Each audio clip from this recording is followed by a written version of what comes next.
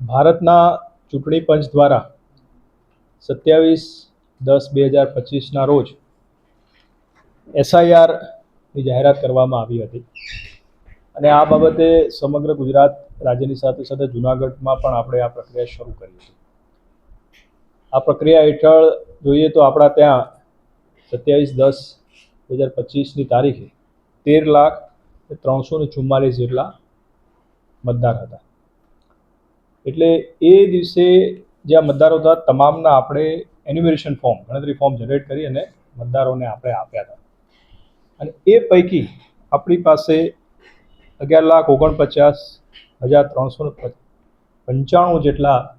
જે ફોર્મ છે એ ભરાઈ અને પરત આવ્યા અને એ આપણે એની અંદર જે ડ્રાફ્ટ યાદી છે એને આપણે સામેલ કર્યા છે. સાથે સાથે આખી પ્રક્રિયામાં જે લોકોના મૃત્યુ થયા હોય, જે લોકો જ્યારે આપણા BLO તેને ફોર્મ આપવા ગયા હોય ને ત્યારે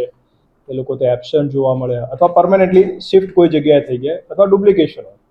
આવા અલગ અલગ કારણોસર જે લોકોએ મતદારના જે ફોર્મ છે ભરીને પરત ન આપ્યા હોય એને આપણે ASD યાદી કહીએ છીએ. એવા 1,50,949 જેટલા મતદારો છે કે જેને આપણે ASD યાદીમાં નાખ્યા અને આ તમામ જે મતદારો છે એને ડ્રાફ્ટ યાદીમાંથી દૂર કરવા, આપણે જે ડ્રાફ્ટ યાદી એટલે મૂળ યાદી હતી એમાંથી દૂર થયા અને એને આપણે ડ્રાફ્ટ યાદી અત્યારે એના સિવાયના મતદારોથી આપણે બનાવી છે. એટલે ASDમાં આપણા 11.6% જેટલા જે મતદાર છે આમાં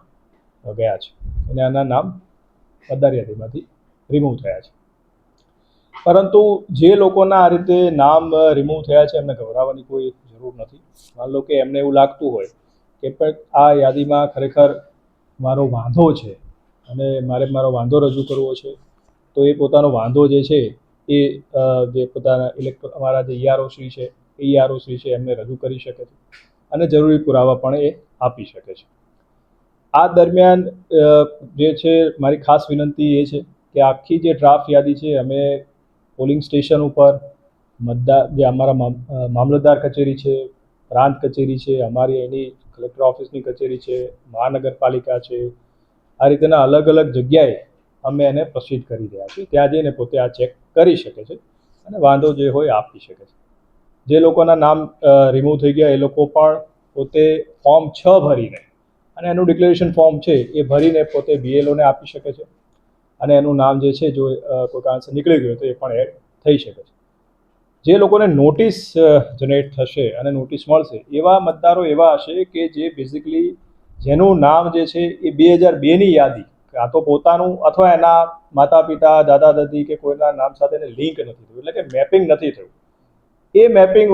નો મેપિંગવાળા જે મતદાર છે એ આપણા ત્યાં 70,445 એને આ નોટિસ મળશે અને એ નોટિસ મળેથી મેં કીધું એ પ્રમાણેના આપણા 13 જેટલા અલગ અલગ પુરાવા, એમાં પાસપોર્ટ હોય, એનું બર્થ સર્ટિફિકેટ હોય, આવા અલગ અલગ 13 પુરાવા પૈકી એ લઈ અને કાં તો અમારા ERO છે ERO પાસે જઈ શકે અથવા એ જે પણ આધાર પુરાવા છે એ BLOને પણ આપી શકે છે અને એ રીતે પોતાનું નામ જે છે એના માટે એડ કરવા માટેની પ્રક્રિયા કરશે અને ERO છે એના પર જરૂર નિર્ણય લેશે અને એને એડ કરવા માટે અથવા ન એડ કરવા માટેનો જરૂરી એમાં નિર્ણય લેશે. હવે આખી આ પ્રક્રિયા દરમિયાન એક બીજી સૂચના ભારતના ચૂંટણી પંચ તરફથી એ પણ હતી કે દરેક પોલિંગ સ્ટેશન પર મેક્સિમમ 1200 મતદાર હોવા જોઈએ. એટલે આપણા ત્યાં ઓબ્વિયસ છે કે એનું આખું રેશનલાઇઝેશન થયું અને 1338 જેટલા પોલિંગ સ્ટેશનમાંથી હવે 1439 એટલે કે 101 પોલિંગ સ્ટેશનનો આપણા જિલ્લામાં એ વધારો થયો છે. એમાં હું આપને કહું તો માણાવદરમાં 13,